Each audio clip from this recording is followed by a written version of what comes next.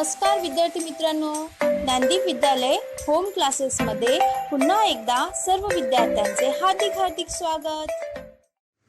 विद्यार्थी मित्रांनो, आज आपण इयत्ता 10वीचे प्रकरण दुसरे इतिहास लेखन आणि भारतीय परंपरा या पाठाचा अभ्यास या व्हिडिओमध्ये करणार आहोत। मागील व्हिडिओमध्ये या पाठामधील आपण प्राचीन काळातील इतिहास लेखन आणि मध्ययुगीन काळातील इतिहास लेखन याचा अभ्यास केला होता। आता आपण या पाठामधील आधुनिक काळातील इतिहास लेखन आणि ब्रिटिश इतिहासकार, त्यानंतर भारतीय इतिहास लेखन आणि विविध तात्विक प्रणाली आणि स्वातंत्र्योत्तर काळातील इतिहास लेखन या उर्वरित मुद्द्यांचा अभ्यास या व्हिडिओमध्ये आपण करणार आहोत। इतिहास लेखन भारतीय परंपरा या पाठामधील आधुनिक काळातील इतिहास लेखन आणि ब्रिटिश इतिहासकार या घटकाचा अभ्यास आपण करणार आहोत। विद्यार्थी मित्रांनो, तर आधुनिक काळातील इतिहास लेखन आणि ब्रिटिश इतिहासकार याला आपण दोन मुद्द्यामध्ये अभ्यासणार आहोत। पहिला मुद्दा बघणार आहोत आपण आधुनिक काळातील इतिहास लेखन आणि दुसरा बघणार आहोत भारतीय इतिहास लेखन करणारे ब्रिटिश अधिकारी। तर आधुनिक काळातील इतिहास लेखनाचे वैशिष्ट्य आपण प्रकरण 1 मध्ये अभ्यासले।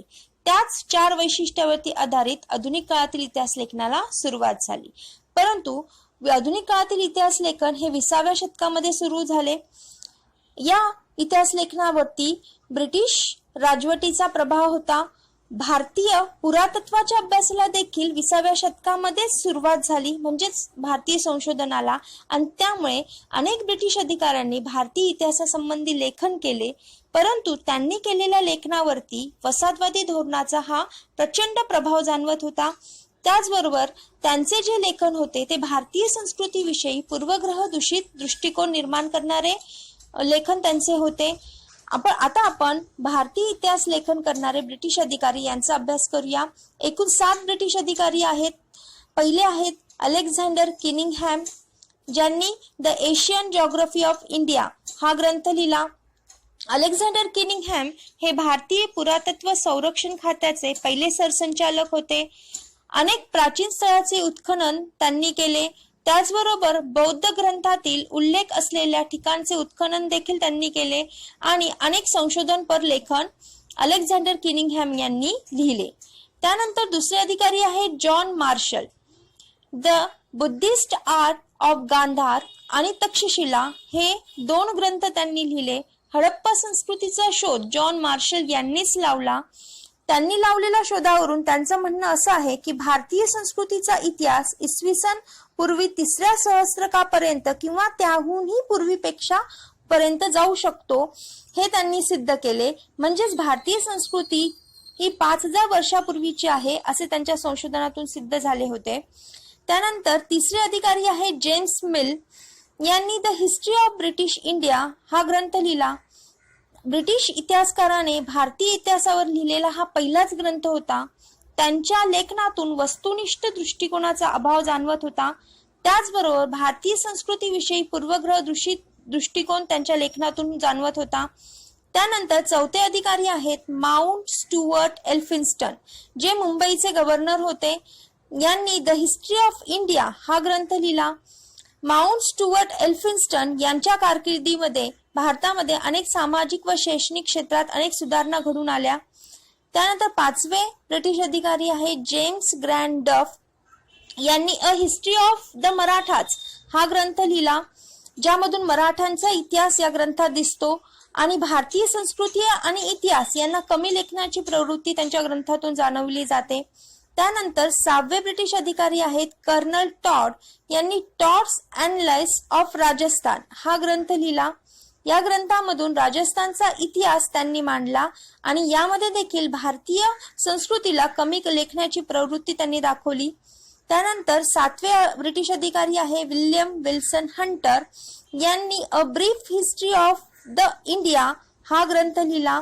त्यांचा हा जो ग्रंथ होता तो हिंदुस्थानाचा द्विखंडात्मक इतिहास म्हणून ओळखला जातो। त्यांच्या इतिहास लेखनात निपक्षपाती वृत्ती ही दिसून येते। आता आपण भारतीय इतिहास लेखन आणि विविध तात्विक प्रणाली याचा अभ्यास सुरू करूया। तर भारतीय इतिहास लेखन आणि विविध तात्विक प्रणाली आपल्याला 3 घटकामध्ये बघायची आहे। पहिला आहे वसाहतवादी इतिहास लेखन, दुसरा आहे प्राच्यवादी इतिहास लेखन आणि तिसरा आहे राष्ट्रवादी इतिहास लेखन। आता आपण वसाहतवादी इतिहास लेखनाचा अभ्यास करू. वसाहतवाद म्हणजे काय हे तुम्ही मागील इयत्तामध्ये अभ्यासले असाल, पण तरी पण एकदा आपण वसाहतवाद म्हणजे नेमकं काय हे पाहूया. वसाहतवाद कशाला म्हटलं जातं, तर आर्थिकदृष्ट्या संपन्न आणि लष्करी दृष्ट्या समर्थ अशा देशाने जेव्हा एखाद्या देशावरती वर्चस्व करून त्या देशातील काही प्रांत आपल्या ताब्यामध्ये घेऊन त्या प्रांतामध्ये आपल्या वसाहती निर्माण करतात, त्याला वसाहतवाद असे म्हटलं जातं. आणि 19व्या शतकामध्ये भारतामध्ये ब्रिटिश सत्तेचं अस्तित्व होतं. ब्रिटिश सत्ताच्या वसाहती होत्या आणि यातूनच या वसाहतवादी इतिहास लेखनाला सुरुवात झाली. जे भारतीय इतिहासाचा अभ्यास आणि लेखन करणारे हे सुरुवातीच्या इतिहासकारांमध्ये प्रामुख्याने ब्रिटिश अधिकाऱ्यांचा समावेश होता आणि ख्रिश्चन धर्म प्रसारक यांचा समावेश झाला होता. तर भारतीय संस्कृती ही कशी गौण दर्जाची आहे हे या लेखनातून दाखवण्याचं त्यांचं उद्दिष्ट होतं. त्याचबरोबर पूर्वग्रह प्रतिबिंब काही गोष्टी त्यांच्या लेखनातून स्पष्टपणे जाणवत होत्या. या वसाहतवाद्यांनी ब्रिटिश सत्तेच्या समर्थनासाठी इतिहास लेखनाचा वापर केला होता. 1922 ते 1937 या दरम्यान कॅम्ब्रिज हिस्ट्री ऑफ इंडिया हा ग्रंथ प्रसिद्धीस आला. या ग्रंथाचे एकूण 5 खंड प्रसिद्ध झाले होते आणि हे वसाहतवादी इतिहास लेखनाचे ठळक उदाहरण होते. आता आपण दुसरा मुद्दा बघणार आहोत, प्राच्यवादी इतिहास लेखन. सगळ्यात प्रथम आपण बघूया प्राच्यवादी इतिहास लेखक म्हणजे काय. तर पूर्वेकडील संस्कृती आणि तेथील देश यांच्याबद्दल कुतूहल निर्माण होऊन ज्या युरोपीय इतिहासकारांनी लेखन केले त्यांना प्राच्यवादी इतिहास लेखक किंवा प्राच्यवादी इतिहास लेखन असे म्हटलं जातं. या लेखनामध्ये संस्कृत व युरोपीय भाषा तसेच वैदिक वाङ्मय आणि संस्कृत साहित्य या घटकांचा तौलानिक अभ्यास केला गेला आणि या अभ्यासातून त्यांनी असा निष्कर्ष काढला की या भाषेची जननी एक प्राचीन इंडो युरोपीय भाषा आहे जी त्या काळामध्ये होती, अशी कल्पना प्राच्यवादी इतिहास लेखकांनी मांडली. प्राच्यवादी इतिहासकारांमध्ये सर विल्यम जोन आणि फ्रेडरिक मॅक्समुलर या 2 इतिहासकारांनी फार विशेष महत्वाचे कार्य केले. सर विल्यम जोन इसवी सन 1784 मध्ये कोलकाता येथे एशियाटिक सोसायटीची त्यांनी स्थापना केली. प्राचीन भारतीय वाङ्मय व इतिहास यांच्या अभ्यासाला त्यांनी चालना दिली. त्यानंतर फ्रेडरिक मॅक्समुलर यांनी संस्कृत साहित्याचा अभ्यास हितोपदेश या संस्कृत ग्रंथाचा जर्मन भाषेमध्ये अनुवाद केला. The sacred books of the east या नावाने 50 खंड प्रकाशित केले. त्याचबरोबर ऋग्वेदाचे संकलन केले व जर्मन भाषेत त्याचे भाषांतर केले. प्राच्यवादी इतिहासकारांच्या लेखनातील छुपे साम्राज्यवादी हितसंबंध प्रकाशात आणण्याचे काम एडवर्ड सेद यांनी केले. भारतीय इतिहास लेखनामधील तिसरा घटक अभ्यास करू आपण, राष्ट्रवादी इतिहास लेखन. तर राष्ट्रवादी इतिहास लेखन आपण 3 मुद्द्यांमध्ये बघणार आहोत. पहिला आहे राष्ट्रवादी इतिहास लेखन म्हणजे काय, नंतर बघणार आहोत राष्ट्रवादी इतिहासकारांचे संकल्पना चित्र आणि तिसरं आहे राष्ट्रवादी इतिहासकारांनी केलेले लेखन. आता आपण राष्ट्रवादी इतिहास लेखन म्हणजे काय याचा अभ्यास करूया. भारतामध्ये 19व्या शतकामध्ये ब्रिटिशांची राजवट होती आणि या ब्रिटिश राजवटीमध्ये भारतात जवळजवळ इंग्रजी शिक्षणाचे वारे वाहू लागले होते. म्हणजेच इंग्रजी शिक्षण पद्धतीला सुरुवात झाली होती आणि या इंग्रजी पद्धतीत शिकलेले काही भारतीय इतिहासकार ज्यांना प्राचीन भारताची संस्कृती, भारताचं वैभव याच्याबद्दल आत्माभिमान होता, या लोकांनी इतर लोकांमध्ये आत्मजाणीव निर्माण करण्यासाठी जे लेखन केले होते, म्हणजे या इतिहासकारांनी देशातील प्रेम जागृत करण्यासाठी जे लेखन केले होते त्या लेखनाला राष्ट्रवादी इतिहास लेखन असे म्हटलं जातं. ब्रिटिश अधिकाऱ्यांनी लिहिलेल्या भारताचे जे काही पूर्वग्रह दूषित इतिहास लेखन होता, या इतिहास लेखनाला विरोध करण्यासाठी राष्ट्रवादी इतिहास लेखनाची सुरुवात करण्यात आली होती. भारतीय इतिहासातील सुवर्ण काळ शोधून त्याचे वर्णन या इतिहास लेखनामध्ये करण्याचा प्रयत्न केला होता आणि हे करत असताना काही वेळा त्यांच्याकडून बऱ्याचदा वास्तवाकडे देखील दुर्लक्ष झाले होते. राष्ट्रवादी इतिहास लेखन करणाऱ्या इतिहासकारांमध्ये अनेक इतिहासकारांचा समावेश झालेला आहे. त्याचं संकल्पना चित्र तुमच्या स्क्रीनवरती आहे आणि त्यातील काही महत्त्वाच्या इतिहासकारांची माहिती आपण पुढे बघणार आहोत. राष्ट्रवादी इतिहासकारांचे प्रेरणास्थान विष्णुशास्त्री चिपळूणकर आहे. त्यानंतर महादेव गोविंद रानाडे, रामकृष्ण गोपाळ भंडारकर, विनायक दामोदर सावरकर, राजेंद्रलाल मिश्र, रमेशचंद्र मुजुमदार, काशीप्रसाद जयस्वाल, राधा कुमुद मुखर्जी, भगवनलाल इंद्रजी, वासुदेव विष्णू मिराशी, अनंत सदाशिव अळतेकर या अनेक राष्ट्रवादी इतिहासकारांचा यामध्ये समावेश झालेला होता. राष्ट्रवादी इतिहासकारांची माहिती आता आपण बघूया. राष्ट्रवादी इतिहासकारांमध्ये पहिले आहे विष्णुशास्त्री चिपळूणकर. यांनी राष्ट्रवादी लेखन हा ग्रंथ लिहिला. या ग्रंथामधून महाराष्ट्रातील राष्ट्रवादी इतिहास लेखनाचे प्रेरणास्थान म्हणून विष्णुशास्त्री चिपळूणकर यांना ओळखले जाते. त्यांनी देशाबद्दलचे महत्त्व आपल्या ग्रंथातून स्पष्ट केले होते. न्यायमूर्ती महादेव गोविंद रानाडे यांनी the rise of the Maratha power हा ग्रंथ लिहिला. या ग्रंथामध्ये मराठा सत्तेच्या उदयाची पार्श्वभूमी मांडली गेलेली होती. तसेच मराठी सत्तेच्या उदयापूर्वी महाराष्ट्रामधली जी सामाजिक, सांस्कृतिक, धार्मिक क्षेत्रातली जी काही जागृती होती ते प्रतिपादन या ग्रंथात केले होते. त्यानंतर विका राजवाडे यांनी मराठी इतिहासाची साधने हा 22 खंडाचा ग्रंथ लिहिला होता. यांना भारतीय इतिहास संशोधक मंडळाची स्थापना देखील विका राजवाडे यांनी केली होती. इतिहास लेखन, भाषाशास्त्र, व्युत्पत्ती, व्याकरण अशा अनेक विषयावरती लेखन करणारे इतिहासकार म्हणून विका राजवाडे हे परिचित होते. स्थळ, काळ, व्यक्ती या त्रयांची सांगड म्हणजेच ऐतिहासिक प्रसंग होय हे त्यांनी आपल्या ग्रंथातून स्पष्ट केले होते. इतिहास म्हणजे भूतकालीन समाजाचे सर्वगानी जीवन दर्शन होय हे त्यांनी आपल्या ग्रंथातून सांगितले. आपल्या देशाचा इतिहास आपणच लिहिला पाहिजे याचा त्यांनी पुरस्कार केला होता. आणि विशेष म्हणजे इतिहास लिहित असताना अस्सल कागदपत्राच्या आधार हेच इतिहास लिहिला गेला पाहिजे असा त्यांचा आग्रह देखील होता. चौथे आहे स्वातंत्र्यवीर विदा Savarkar. The Indian war of independence 1857 हा ग्रंथ सावरकर यांनी लिहिला. भारतीय ब्रिटिशांविरुद्ध लढण्याची प्रेरणा या ग्रंथातून मिळाली. तसेच राष्ट्रवादी इतिहास लेखनास चालना देखील या ग्रंथातून मिळालेली होती. पाचवे आहेत गोविंद सखाराम सरदेसाई यांनी मराठा रियासत हा ग्रंथ लिहिला. या ग्रंथामधून त्यांनी मराठ्यांचा समग्र इतिहास अनेक खंडात प्रकाशित केला. तसेच रियासतकार या नावांनी ते ओळखले देखील जाऊ लागले.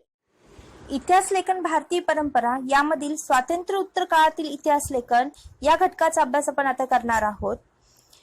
सुरुवातीच्या काळामध्ये राजघराण्याचा इतिहास लिहिण्यावरती भर दिला जात होता. नंतर सांस्कृतिक, सामाजिक, आर्थिक इतिहास लिहिण्यास देखील सुरुवात झाली होती. परंतु जसे जसे शिक्षणामुळे अज्ञानाचे दालनं उघडत गेले तसतसे स्वातंत्र्य उत्तर काळामध्ये अनेक विचारवंतांना समाज, विज्ञान, अर्थव्यवस्था, राजकीय प्रणाली, धार्मिक विचारसारणी, सांस्कृतिक पैलू या इतिहासाचा देखील लेखन करणे गरजेचे आहे. या इतिहासाच्या अभ्यासाची या विचारवंतांना आवश्यकता वाटू लागली आणि या काळामध्ये इतिहास लेखनात प्रामुख्याने 3 नवे वैचारिक प्रवाह सुरू झाले. ते आहेत मार्क्सवादी इतिहास लेखन, दुसरं आहे वंचितांचा इतिहास आणि तिसरं आहे स्त्रीवादी इतिहास. मार्क्सवादी इतिहास लेखनचा अभ्यास आपण करूया. मार्क्सवादी इतिहास लेखनात आर्थिक व्यवस्थेतील उत्पादनाची साधने, उत्पादन प्रक्रियेतील मानवी संबंध यांचा उहापोह मार्क्सवादी इतिहास लेखनात केलेला दिसून येतो. म्हणजे सामाजिक घटनेचा सर्वसामान्य लोकांवरती काय परिणाम होतो याचे विश्लेषण करणे हे मार्क्सवादी इतिहास लेखनाचे महत्त्वाचे सूत्र होते. भारतीय कम्युनिस्ट पक्षाचे संस्थापक कॉम्रेड डांगे यांनी प्रिमेटिव्ह कम्युनिझम टू सेल्वरी या ग्रंथात मार्क्सवादी इतिहास लेखन केलेले आहे. मार्क्सवादी इतिहासकारांमध्ये दामोदर धर्मानंद कोसंबी, कॉम्रेड श्रीपद अमृत डांगे, कॉम्रेड शरद पाटील, राम शरण शर्मा या मार्क्सवादी इतिहासकारांचा समावेश यामध्ये झालेला होता. पुढील मुद्दा आहे वंचितांचा इतिहास. समाजातील हजारो वर्षापासून उपेक्षित राहिलेल्या समाजवर्गाचा इतिहास लिहिण्याची सुरुवात ही मार्क्सवादी इतिहास लेखनापासून झाली होती. समाजाच्या तळाशी असलेल्या लोकसमूहापासून इतिहास लेखनाची सुरुवात झाली पाहिजे असे अँटोनियो ग्रामची या इटालियन तत्वज्ञानाचे मत होते. गुलामगिरी या ग्रंथात महात्मा ज्योतिराव फुले यांनी शूद्रांचा आणि धर्माच्या नावाखाली होत असलेल्या स्त्री व शूद्राच्या शोषणाचा इतिहास सांगितला. त्याचबरोबर डॉक्टर बाबासाहेब आंबेडकर यांनी आपल्या हू वेअर द शूद्राज व द अनटचेबल या ग्रंथात दलितावरील अन्याय व भारताच्या राजकीय व सांस्कृतिक जडणघडणीचे वर त्यांनी प्रकाश टाकला. वंचितांवरती होणाऱ्या अन्यायाला वाचा फोडण्यासाठी वंचितांचा इतिहास लेखनाला सुरुवात झाली होती. आता आपण स्त्रीवादी इतिहास लेखनाचा अभ्यास करूया. स्त्रीवादी इतिहास लेखन करत असताना स्त्रीवादी इतिहास लेखिकांसमोर अनेक आव्हाने होते. त्यामध्ये प्रारंभीच्या काळात पुरुष इतिहासकारक असल्याने स्त्रियांच्या कामगिरीकडे दुर्लक्ष झालेले होते व त्यावर प्रकाश टाकणे आवश्यक होते आणि या उद्देशातूनच स्त्रीवादी इतिहास लेखनास सुरुवात झाली. स्त्रियांनी निर्माण केलेले साहित्य, त्यांचे संशोधन, त्यांचे संकलन समाजाच्या पुढे आणण्यासाठी स्त्रीवादी इतिहास लेखनाची सुरुवात झाली आणि इतिहासातील स्त्रियांचे स्थान, त्यांचा नव्याने विचार करणे हे आवश्यक आहे आणि या गोष्टी समाजाला पटवून सांगण्यासाठी स्त्रीवादी इतिहास लेखनास सुरुवात झाली. स्त्रीवादी इतिहास लेखन करणाऱ्या स्त्रीवादी इतिहास लेखिका यांच्या कार्याची माहिती आपण बघूया. प्रथम आहे ताराबाई शिंदे. ताराबाई शिंदे यांनी स्त्री पुरुष तुलना हा ग्रंथ लिहिला. या ग्रंथामधून त्यांनी पुरुष प्रधान व्यवस्था व जाती व्यवस्थेला विरोध करणारा हा ग्रंथ होता. भारतातील पहिला स्त्रीवादी इतिहास लेखन करणारा हा ग्रंथ म्हणून ओळखला जातो. त्यानंतर दुसरे आहे पंडिता रमाबाई. पंडिता रमाबाई यांनी the high caste Hindu woman हा ग्रंथ लिहिला. या ग्रंथामध्ये त्यांनी स्त्रियांच्या जीवनावरील वर्णन केले. नंतर मीरा कोसंबी यांनी crossing thresholds feminist ages in social history हा ग्रंथ लिहिला. या ग्रंथामध्ये पंडित रमाबाई, भारतातील पहिल्या कार्यरत स्त्री डॉक्टर रखमाबाई यांच्या कार्यावर वर्णन करणारा हा निबंध होता. त्याचबरोबर समाजामधल्या स्त्रियांच्या दृष्टिकोनातून सामाजिक वर्ग, जात इत्यादी संबंधीचे लेखन त्यांनी आपल्या या ग्रंथात केलेले होते. शर्मिला रेगे यांनी writing caste, writing gender, reading Dalit women's testimonies हा ग्रंथ लिहिला. या ग्रंथामधून त्यांनी महाराष्ट्रातील स्त्रियांच्या दयनीय अवस्थेवरती लेखन केले. दलित स्त्रियांच्या आत्मचरित्रावरती त्यांनी लिहिलेला हा निबंधाचे संकलन या ग्रंथामध्ये केले होते. अशा प्रकारे स्त्रियांमधील असलेले सुप्त गुण लोकांच्या समोर मांडण्यासाठी, त्याचबरोबर स्त्रियांवरती होणाऱ्या अन्यायाला वाचा फोडण्यासाठी स्त्रीवादी इतिहास लेखनाला सुरुवात झालेली होती. विद्यार्थी मित्रांनो, व्हिडिओ आवडला असेल तर व्हिडिओचा सराव करा, सर्व मुद्दे लिहून घ्या. आता भेटू आपण पुढच्या व्हिडिओमध्ये. धन्यवाद.